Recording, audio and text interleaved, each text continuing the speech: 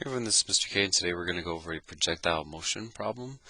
So the first thing we're going to start with is finding the maximum height, and without just solving this by graphing, which you can do, I'm actually going to start with question B, which is how long it's going to take for that rocket to reach the maximum height.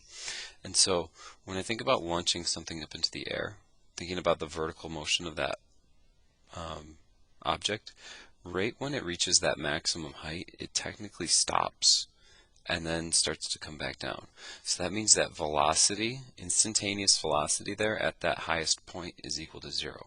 So what we can do to find how long it's going to reach the maximum height, or how long it takes, is we're actually going to take our derivative of our equation and we're going to set that equal to 0 because I know that the instantaneous velocity at that point has to equal 0.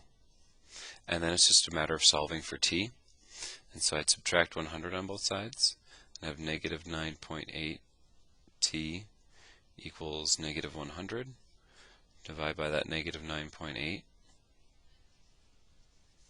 And I should get a time around 10, but we'll actually do the calculation here.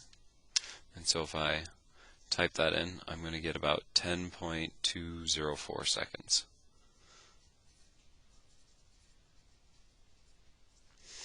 And then what I can do is I can take this value and I can substitute it into my original equation to figure out what the maximum height would be.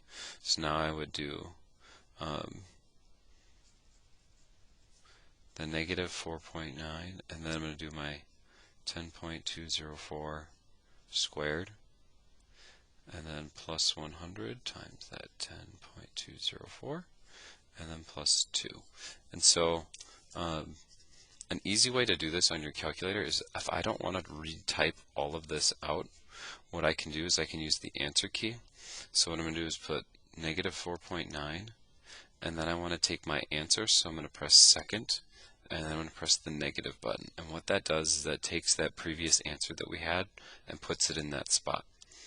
And then I want that squared, and then plus 100, and we can do this multiple times. So I'm going to do times my answer that I had gotten, and then I'm going to add 2. And so I have a maximum height of 512.204.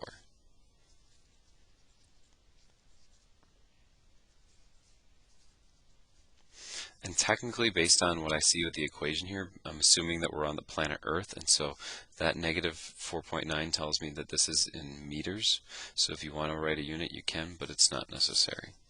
And then how long will it take for the rocket to reach a height of 200 meters?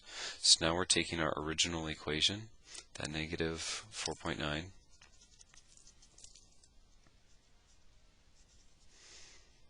t squared plus 100 t, and plus 2 equals, we want to know when that's going to equal 200. Again, you could solve by graphing, but I'm going to use the quadratic formula. So I'm going to subtract 200 on both sides because I want to set it equal to 0, because that's how we set up our quadratic formula.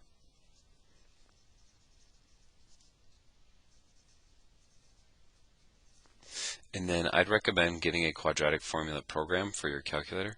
I have one, so that's what I'm going to use. And so I'm going to go and find my quadratic formula program, and notice how I have mine tell me like what it should look like. So my a is the first value with the x or t squared, b is the second value with the x or the t, and then c is that third value there. So my a is negative 4.9, my b is 100, and my c is negative 198. And so when I type that in, I get 2 answers, which at first might seem strange, but it makes sense because, like, when I look at my object going into the air, it's going to reach that height of 200 both on the way up as well as on the way back down. And so I would write down both times, so t is going to equal 2.22 or at 186 seconds. What is the vertical velocity after 6 seconds? This is another way of asking about the instantaneous velocity, which tells me I need to use my first derivative. And so I'm going to use my first derivative, and I'm going to substitute in a 6 into that derivative that I used before. And so if I put that into my calculator.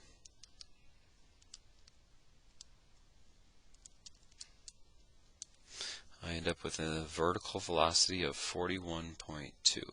And this would be meters per second if you're looking for a unit, but again, doesn't really matter. What is the acceleration? So the acceleration is always going to be the second derivative. And so when I look at my second derivative, that's just negative 9.8. And so it doesn't matter what your time is. There is no time in my second derivative. There's no t value or t variable there. So that's why I just know that that is my acceleration, which makes sense because that's the acceleration for gravity on planet Earth in meters per second squared. And then when will the rocket hit the ground? That's another quadratic formula program, because we're going to take our original equation, because that equation represents our height, and we want our height to equal 0 because that's when it's on the ground. And again, then I'm just going to go back to my quadratic formula program. Not that one.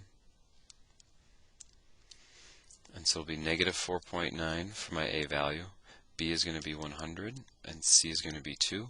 And you see, I don't want the negative value because that represents a negative time, and we can't go back in time. So the only value that makes sense is when t is equal to 20.43 seconds.